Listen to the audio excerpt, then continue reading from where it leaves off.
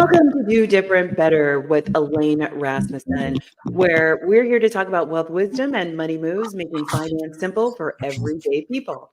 I'm your host, Elaine Rasmussen, founder and CEO of Social Impact Now, Connective Institute, and general partner of the Integrated Capital Fund. Thank you for joining me today. In our last episode, we talked about getting ready for investment capital in our business, whether you're looking for investment or you're thinking about making an investment as an angel investor. In this episode, I'm going to talk about the types of value and the power your money story has, moving your money with purpose and growing your wealth education and legacy. This episode is for anyone who wants to be more thoughtful about the role of money in their life. So once again, welcome everyone. Today I'm going to drop some knowledge like Beyonce is dropping hits about aligning your money with your values. So we're just going to get right on into it. So one of my favorite things is how you going to win if you ain't right within. And that is so true when it comes to money. Unless you define what's important to you, whether it's family, sustainability, social equity, racial equity, gender equity, your values can be the backbone of your financial decisions. What I find is so many people are passive with their money. They're more choosy about their social media platforms or the phone that they have than actually what is happening with their money. But first, we need to start at the beginning. We need to first identify, what do we value? We talked a little bit about this on the first episode, and I talked a little bit about how my money journey, but one way to begin is, like I did in the first show, is asking yourself the question, what's your first memory of money? Then the follow-up question is, when did you realize money had influence or power? Those may be the same memory for you. They may not be the same memory for you, but it'll be interesting for you. And you may be surprised how those two small questions can unlock an awakening into how you consciously and unconsciously think about, manage, or in some cases, don't manage your money. I shared with you on the first episode the story of my mom and my grandmother and how they had very different perspectives and activating active actions around money. My grandmother didn't own a home in her later years when obviously after I was born. She was a live-in nurse. So she's like, I don't need a home for me to only live there for one day. That doesn't make sense.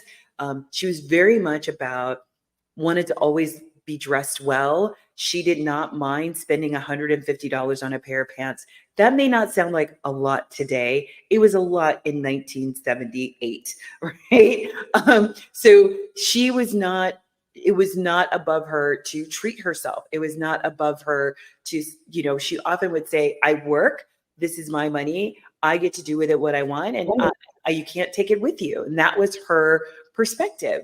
My mom, on the other hand, had this scarcity mindset around money, whereas my grandmother had very much an abundance mindset around money. And that showed up in everything. It showed up in every time we would go to the store shopping with my mom, she would always complain about the price. She would always complain about how that was too much for what the actual product was. And quite frankly, and we joke about this in between my mom and I, how unreasonable she was in those expectations. But it was very interesting for me as I started to sit with that and started to understand and think about how these two women in my life have such different stories and have had such different relationship with money. One was just very free with her money, but always seemed to have it. Meanwhile, my mom had a very scarce mindset around money and always seemed to not have it, and even would borrow money from my grandmother.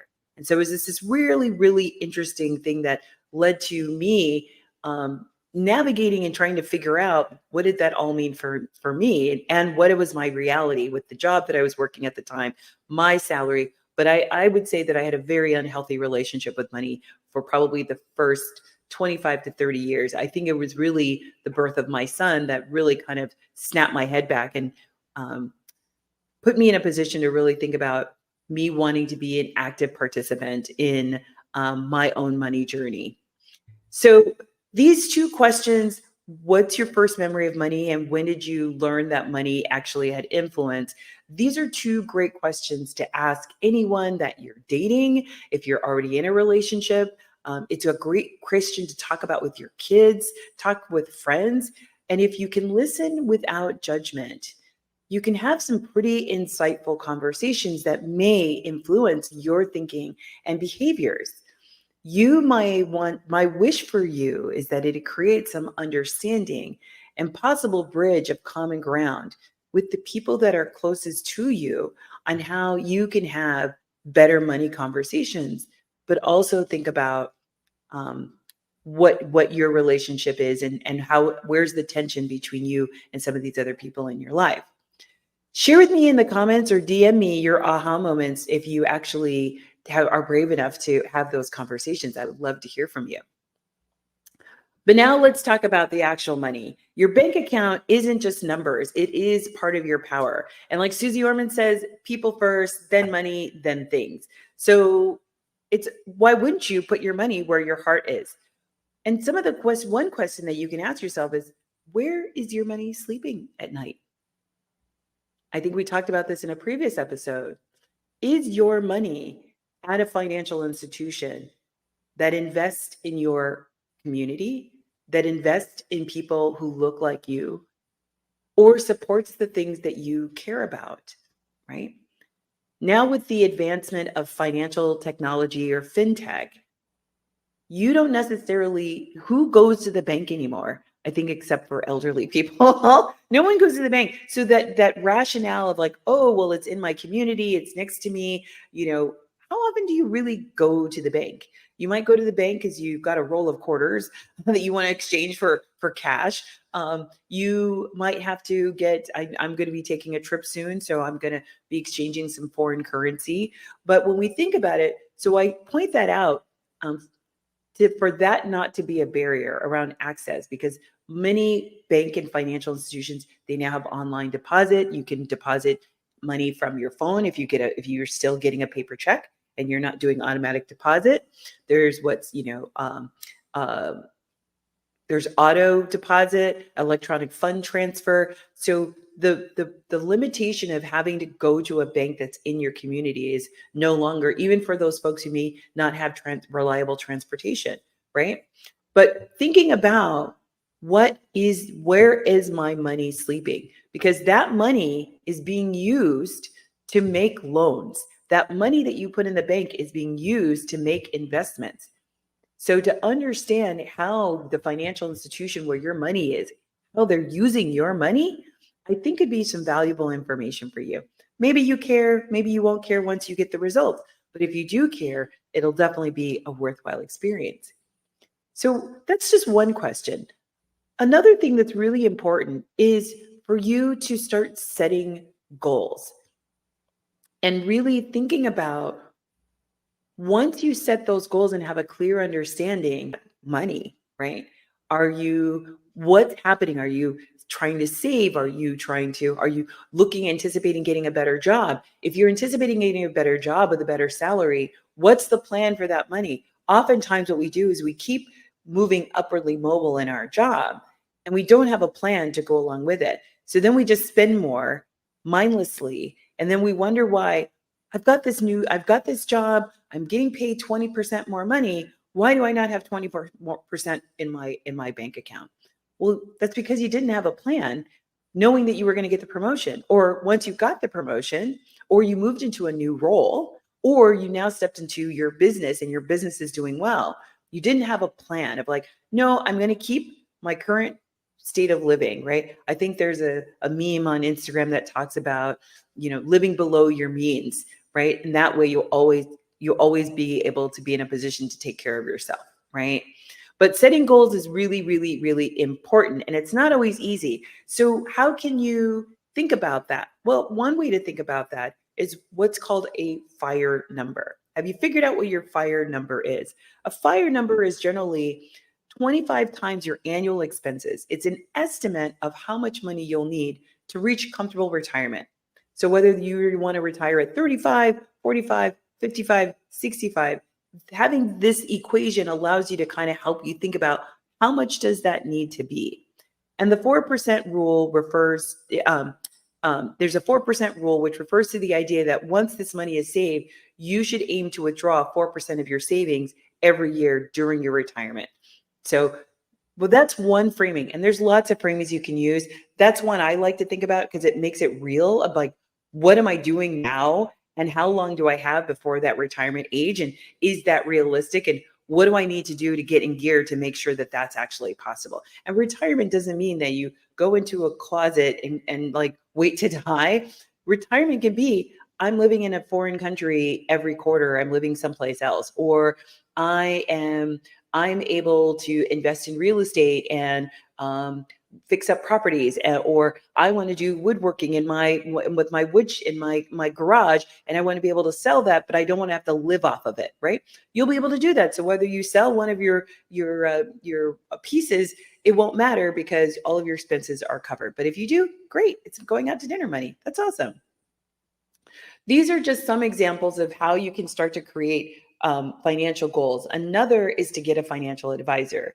A financial advisor isn't just for the wealthy. There are wealth advisors that work with you before you have capital or have funds with the idea that you will eventually be a client. So once again, hey, I'm on track for promotion, or I know that my next role that I'm looking for is for a managerial director or VP role. So with that comes more salary. So they will work with you with the anticipation that you might become a client. There are wealth advisors. There are different types of wealth advisors, and I'll cover that in another episode. But for now, what's important for you to know is how they get paid. Often they get paid a percentage of the money that they are managing for you. That percentage will fluctuate depending on the amount being managed. The higher the amount that they are managing, typically the lower the rate is, right? And these are just examples. You'll definitely want to ask those questions if you start to talk to a wealth advisor of like, how do they get paid? I cannot tell you how many times I've had conversations with wealthy people and they don't even know how their wealth advisor gets paid. So once again, knowledge is power. But for now, what's important for you to know is how they get paid. The percentage will fluctuate depending on the amount that's being managed. There are other ways that advisors can be paid, like commissions or flat fees, depending on their brokerage firm that they represent. But once again, the most important thing for you to remember is that it is a relationship. You are talking about your money with this human. So make sure that you get along with them well and that you feel comfortable with this person, because, like a bad habit, it's not unheard of to fire an advisor. But first, you need to find one. I've sat on some foundation boards, and as we moved into making values aligned investments, our wealth advisor was not on board, and we've had to fire that wealth advisor. And these are millions and millions of dollars that these people are managing. And doesn't matter if it's $1,000, if it's $1 million. If you don't feel that somebody who's representing you financially is listening to you or valuing your thoughts and your considerations, then that is something to think about and something to look at. It's also important to keep in mind that setting goals is not just about making money, but it's also aligning your values and priorities with your financial decisions. And an advisor can help you with that. If you're centering your values, you may want to look for a values aligned investor, someone who will support you and your financial goals, but keep your values as a guidepost when making investment decisions. Let's say you're not interested in investing in private prisons, right?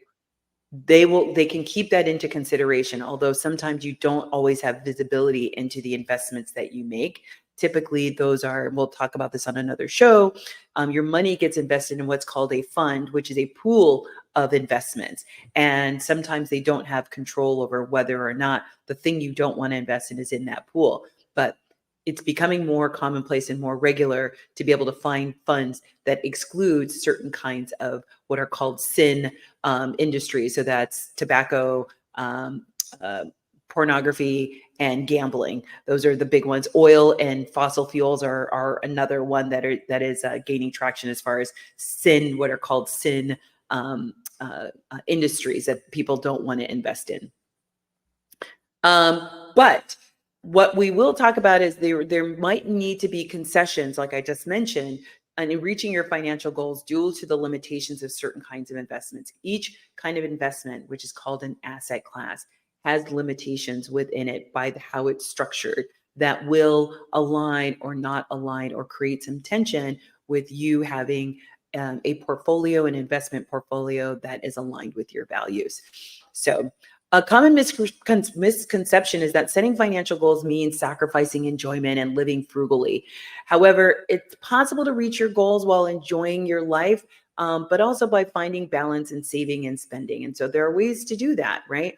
I have a friend, myself and another friend of mine. We're very much about using our points, right? And I actually, my accountant was saying, he's like, Elaine, you have like over 100,000 points. You need to use them. And I said, don't worry about it. I'm going to use them to pay for a trip that my husband and I are taking, right? So once again, I'm staying within my budget, but now because I have a credit card that has points, I can now use those points to take a lovely vacation. I have another credit card that has lots of gift cards that are connected to restaurants. So when my husband and I go on these trips, we pretty much never pay for our meals going out because I have all these gift cards that I've collected from this other credit card that then pay for us to have dinner out when we are traveling. So these are things where you just can be a little bit more thoughtful about how you're leveraging your money in different kinds of ways to actually get to your fire goal or whatever your financial goals are.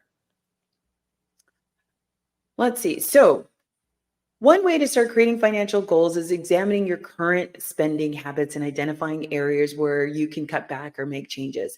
This includes reducing dining out, delivery services, other kinds of expenses, Amazon, you know who you are, or canceling unnecessary subscriptions. It's also helpful to prioritize your goals based on what is important for you. For some, this may include building an emergency fund, while for others, it might be putting together the down payment for a house or another kind of real estate investment. You're listening to Do Different Better with your host, Elaine Rasmussen. Coming up next, we'll be talking about money moves, taking back control of your finances, including budgeting, saving, and investing with purpose.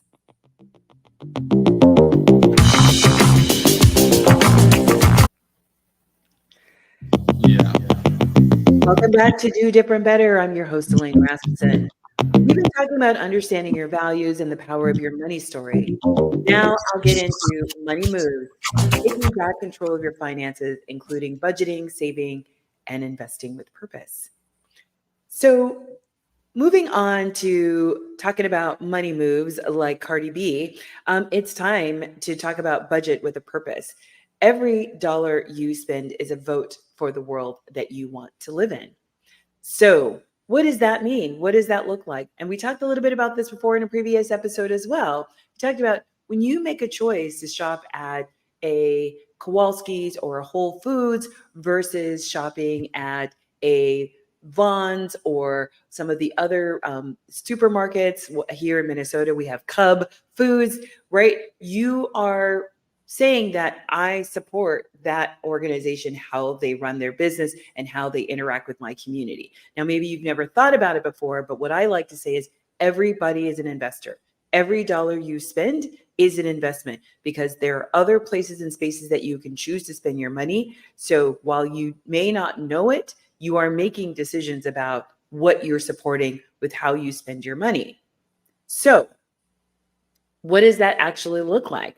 And how are you actually going to think about a values based budget and prioritizing high impact goals, savings goals, right? So, one of the things that I like to tell people, especially if you're new on this journey or you've tried to be on this journey and it's been really, really hard. You just haven't been able to build in that discipline muscle. And it is a muscle, right? That you've got to exercise. And one of the things that I find is maybe don't even start with the budget, right? Don't start with the budget. Just start noticing, right? Some people say keeping a journal of every single dollar you spend so you can start to see how you're spending money, particularly on a day over day basis. I once had a partner and we were very serious. We were living together and we were contemplating marriage. And at one point I had to say to my partner who had a very um, different money story and money journey than I had to say, you are ATMing us to death. This is when ATM was more prevalent. There was no Venmo, there was no PayPal, right? The way you got quick cash was through the ATM. You had to go to an ATM and pull out 20, 30, $40. And I said, you're ATMing us to death. He was pulling out $20 like every 2 or 3 days. Now, mind you, we didn't have a whole lot of money. So at the end of the week, $60 being taken out for cash to eat out because he didn't want to come home for lunch. We lived 2 blocks from his work. And all of his work chums wanted to go out, and he didn't want to be the odd person out. And so the bank happened to be next door to his job, our bank. And so he was taking out $20 every 2 or 3 days. And I said, we didn't have a car at the time, and we were trying to save to buy a car. I said, we will never be able to buy a car if you keep taking out $20 from the ATM. And that, along with other things, it led to our eventual relationship demise. But going back to what we talked about in the earlier segment, having these conversations about people's relationship with money, it's a great conversation to have with somebody that you're thinking of getting serious with, or somebody you're already in a relationship. Even if you're already in a committed relationship, it could explain a lot about how they show up in the world and how they think about when you all are making decisions around money, whether individually or collectively. But one of the other things that I will share with you that you can do is pick a day and a time every month to review your bank statement or your credit card statement, or both. I have a day, I have a time. It's called finance tasks. And I have it on the calendar. And that's when I take my credit card statement and I go through my credit card statements and I look. One of the things that is really great is for you to look for all those like unrecognized charges. Unrecognized charges and false charges is a multi-million-dollar industry, right? I had a company, I didn't realize I was being charged $50 every month for about 3 months. That's $150. What would that look like over the course of a year? What would that look like over the course of 2 years if I wasn't looking at my bank statement or my credit card statement? So this is just one way you can start to get control and start to exercise the muscle. Just start looking at your statements every month and review and say, oh, what was that for? What was that for? What was that for? Did I actually charge that? And then the next step is, if it's a credit card, dispute the charge if you don't recognize it. Now, this is not to go willy-nilly, and you don't want to build a reputation of falsely making dispute claims. So take this tool very seriously, right? Because it could backfire if you're just randomly, you just don't remember because you went through a retail coma because you just went on a spending spree and you don't remember all the things you bought. Be mindful. And so maybe even have a place in your home, at your desk, in an envelope, in the kitchen, where you are putting every single receipt. So then you can check at the end of that month or the next month when your statement comes out, okay, which of these charges are actual, and are there subscriptions that I need to get, that need to come off? Or something you haven't used, maybe you had a subscription for a while, but the last 2 or 3 months you haven't used it. Well, this is now you're like, oh, you know what? I'm not using that service anymore. Let me take it off. Right. So it just gives you a little bit more control, and that's you starting to exercise the muscle. And once you get that under control, now it might be more comfortable to move on to a budget. But sometimes leaping from doing nothing to a budget can be a daunting and overwhelming task. So, once again, the other thing that I encourage you to do is pull out all those gift cards. I don't know about you, but I have literally a stack of gift cards from various people, places, and things, right? Especially if you're trying to live on a budget and get to your FIRE number, instead of buying a gift for that next occasion, is there a gift card that you can either recycle or use that gift card to buy a gift, right? I think the younger generation, cash is king, but gift cards are a great alternative to cash. So you can pass that on to them. But if you know it's a gift card that they're not going to use and they're not going to want, don't give somebody else your trash, right? Buy them a gift from that store representing that gift card, and or ask them, hey, do you ever shop at this store? And then you'll know, right, whether or not that gift card might be valuable to them. So these are just some things that you want to think about. Some other things that you can think about as far as tips in trying to get a more handle on your money is get an accountability buddy. Is there somebody else in your life who's also trying to get a better handle on their finances? Doing this, there's a statistic that says people are far more successful losing weight when they do it in community, whether that's an accountability buddy, a trainer, a group, whatever. But the same holds true if you want to get to any kind of goal, doing it in relationship with another person or a community definitely ensures a higher rate of success. So this is no different. Find somebody in your life who's like, you know what, I've been meaning to get a better control of my finances, or I want to live more values aligned with my finances. So great.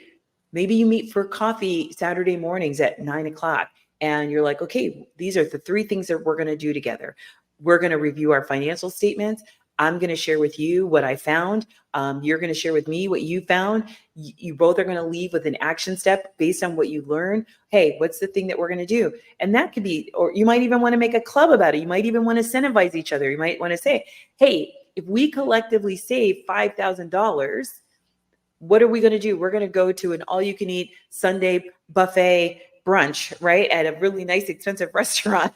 I don't know, but definitely tie the behavior to rewards, right? That's another good way to cement good habits is tie it to a reward, whether that be, hey, we're going to hang out, we're going to take a trip with you and your partner if it's a long-standing goal that you actually accomplished, or maybe that was the goal. Once again, hey, I wanted to save up 20,000 points so that we could take a road trip and now not have to worry about spending any money because we have all of these restaurant gift cards that allow us to do that, right? So the other thing that people don't really think about is where and how can you leverage your money? So one of the things that we talked about small businesses and we talked about investment in the last episode. But let's say you do have a loan, and there are ways that you can actually invest that loan very safely in security by putting the loan amount. If you're not going to use the whole loan amount up front, maybe you need 50% today and you need 50% in 90 days. So you might want to take 50% of the loan capital, put it into a high yield, what means higher rate of return, in a savings account or a certificate of deposit, a CD. So let's say right now, some of these CDs are paying like 4.5%, which I think is like a record high. You could take $50,000 and make a little money off of that money, right? Once again, now you've got some extra cash that you've generated from doing nothing, right? So these are some of the things that you can really think about when you're trying to think through how you can sort of get more control over your finances and building a budget. When it comes to building a budget, definitely think about the big things, your rent, your mortgage, your car payment if you have one, and start to think about I love a spreadsheet. Spreadsheets are my love language. I get not everybody's with a spreadsheet. Sometimes people need to put it on pencil and paper. Doesn't matter how you do it. You can use Google Sheets, you can use Excel, you can use paper, but definitely get it in one place. And I would have on there, let's say you're using a spreadsheet. On that spreadsheet, you have a tab that's your budget. You have a tab for any goals that you have. And so you can track how you're moving toward or away from those goals.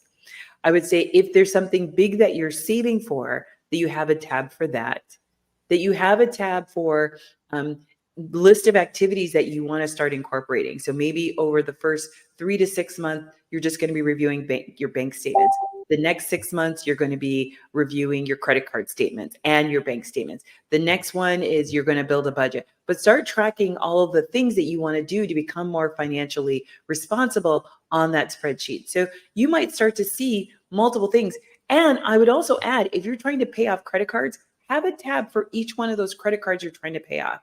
It feels good to see when you make a dent or you make progress. So celebrate yourself, and by being able to have something that shows you that you're actually moving towards your goal. So if you've got a credit card and you're like, I owe $5,000 on this credit card, make that a tab on the worksheet, and every month show how you are reducing that $5,000 debt every single month. It'll make you feel really good, and it'll just be another flex on the muscle of actually creating your confidence in managing your finances. And once you move all through that, then you start to understand your own personal cycle of money, right? How it flows in and how it flows out. And you can start to now look through and identify, where do I want to have even more control? is it now time for me to have a conversation with a wealth advisor? And you can bring this spreadsheet to the wealth advisor and be like, this is what I've been working on. Where can you be additive? Where can you help me? Right?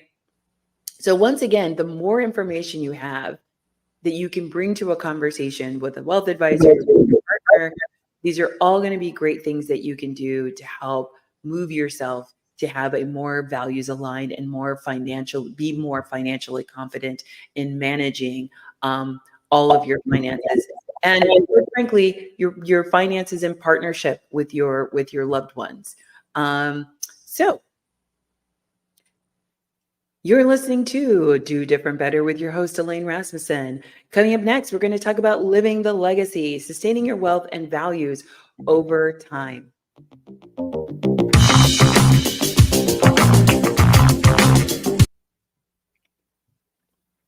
Yeah. Welcome back to Do Different Better. I'm your host, Elaine Rasmussen. We've been talking about understanding your values and the power of your money story. Then we talked about budgeting and saving and investing with purpose. And now we're going to be talking about actually sustaining that wealth and thinking about legacy and what does that mean and what does that look like. I'm your host, Elaine Rasmussen, and welcome back.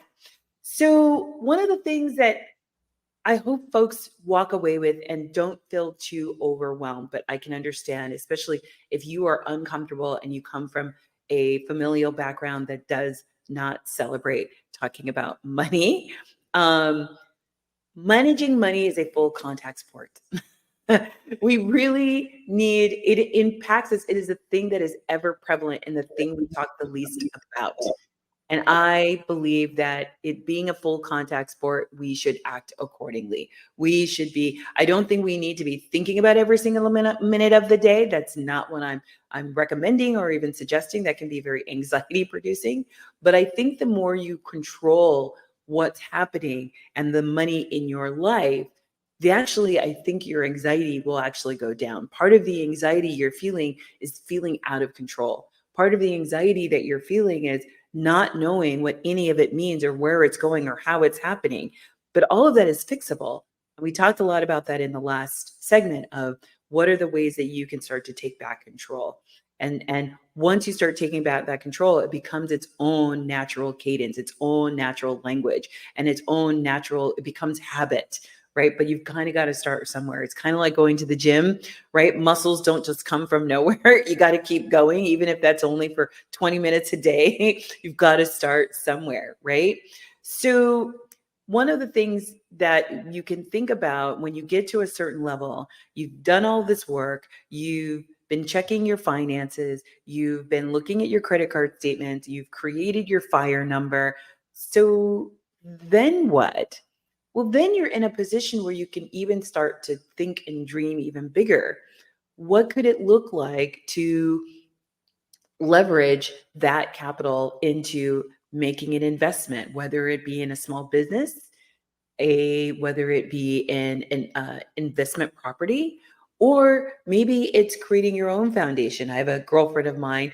She's now at a financial position. She wants to have her own philanthropic organization, and we've had conversations about what could that look like that's more aligned with her values, because the current construct of philanthropy doesn't really align with her values. So we've had some really great conversations about thinking about how could she actually do philanthropy different than how philanthropy is currently done.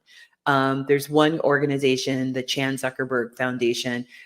They've actually brought in a new twist on philanthropy as opposed to a purely tax deductible organization.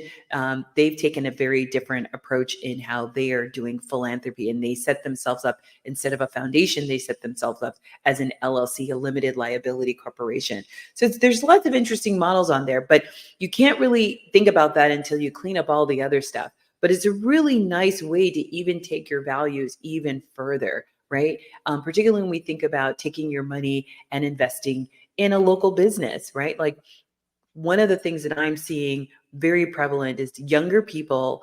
It used to be that you invested in a brick building that had your name on it, or something, some material thing. But what I'm seeing now, the trend is that younger people, when I say younger people, I mean Gen Xers, millennials, and Zennials, are really wanting to know that when they make an investment, whether it be in a business or where they're spending their hard-earned cash, they want to know that there's some kind of impact that's tied to it locally.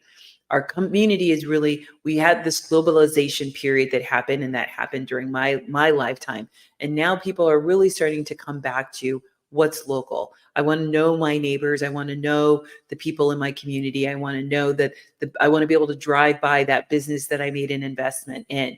And platforms like GoFundMe and I Fund Women are definitely making a dent in making that possible.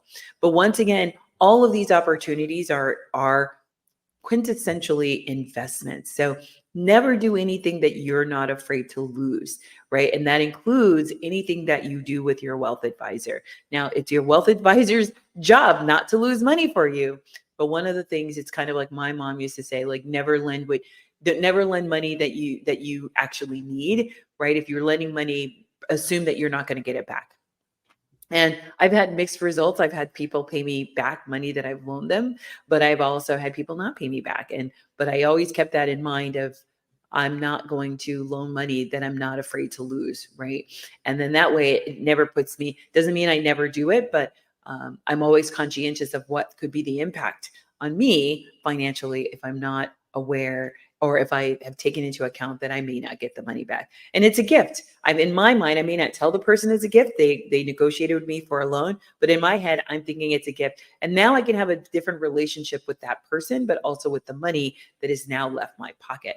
So these are just some things to think about as you start to gain more control of your money and start to get more comfortable and more confident about all of those conversations around money. Um, where can it lead, where does it go to, right? And then obviously, as we talked about at the beginning of, so what does retirement look like, right? And making sure that you are aligned and you've created the financial means for you to be able to live that life. And that you can never start too young. I remember I was working at Nordstrom. I was in my 20s, and I'll never forget when I met this guy. It's always the story, right? I met this guy, and he was traveling, and he came to the United States. He was a friend of a friend. It was like kind of love at first sight kind of thing.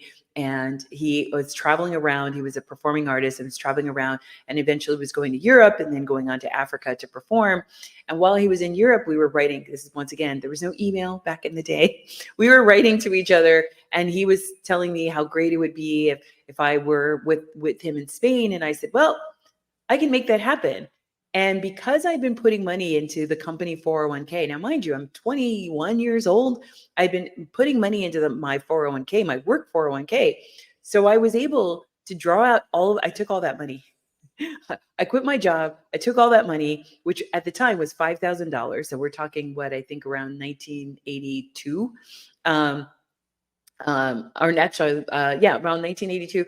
And it was amazing. I took that money and I was able to go and travel. And I was young. So my thinking was, I'm okay with taking out all of this money out of my 401k because I'm young and I have time to rebuild this wealth that I've already accumulated. But what a great and amazing experience that I was able to take that $5,000 and travel to Spain, spend lovely time with this human who I adored, and then come back to United States. And quite frankly, I was able to find another job, a better job, paying me more money when I got back.